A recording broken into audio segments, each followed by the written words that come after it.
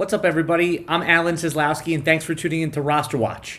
One of the most overused terms in fantasy football analysis is high upside. We all want to see the upside in all of our players. Even those who are most pessimistic in everyday life choose to see the upside in their fantasy players. Well, the guys that we think are going to be those high upside fantasy players after the first couple weeks of the NFL season, most of the time they disappoint. The purpose of this video here today is to identify those players with a high floor, not so much of a high upside. It's a very underrated strategy in fantasy football, especially in deeper leagues where you have to start multiple flex spots. The first player I want to talk to you about is Jordan Howard. He landed in a pretty good spot with the Miami Dolphins in free agency this spring. Most thought that Miami would use one of their 3 first-round picks on an elite running back prospect. That didn't happen. Not only did that not happen, they didn't use any of their draft picks in the first few rounds until they traded away a 5th-round pick to get Matt Breida, formerly of the San Francisco 49ers. That's a pretty good match in the backfield with Howard and Breida. Howard still projects to lead the team in rushes and in goal line attempts. Now, if you played fantasy football for even a short while, you know that Jordan Howard has not been a prolific pass catcher. Even if we assign him an average of his career average of about 20 catches per year, so he's not a zero in the passing game. Jordan Howard's ADP is stuck in the mud right around the 9th round. He makes for a boring, high-floor pick that RosterWatch is very interested at his current ADP. The next player I want to talk to you about is Ronald Jones, the Tampa Bay Buccaneers running back.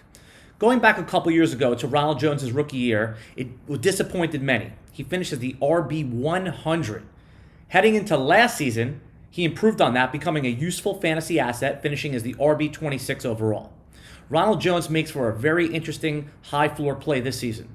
Now, Tampa Bay did draft a rookie running back, Keyshawn Vaughn, who's actually a year older than Ronald Jones, who's still only 22 years old. Now, Ronald Jones right now is being drafted as the RB36. That's in the middle or late 7th round. He still has electric playmaking ability and represents a high-floor, safe, boring play. Now, this video is not to debate which side are you on, Keyshawn Vaughn, the rookie, or Ronald Jones, the experienced player. Both of those guys could have a significant high-floor role, but we know that Ronald Jones, the more experienced player at this point, should at least have a double-digit touch role per game, making him a safe, high-floor, boring player that may be good for your deep fantasy team. Before we continue, I just want to tell you a little bit about what's going on over at RosterWatch. The 2020 RosterWatch Ultimate Draft Cheat Sheet is now available at RosterWatch.com. The revolutionary cheat sheet that changed fantasy football forever is back, only at RosterWatch.com. The RosterWatch Ultimate Draft Cheat Sheet, all you need to do is follow 3 simple rules. That's it. Couldn't be any easier, and an expert quality fantasy football draft is guaranteed. The RosterWatch Ultimate Draft Cheat Sheet available now at RosterWatch.com. The last player I want to talk about is David Montgomery on the Chicago Bears. When you draft David Montgomery, you're never jumping for joy, especially this season in your offseason best ball drafts. He disappointed a little bit last year, but he's unchallenged with his workload. He can reasonably be projected for about 220 rushes. Now, his upside in the passing game is severely limited, with Tariq Cohen there being one of the best pass-catching running backs in the NFL. The draft price reflects the limited upside.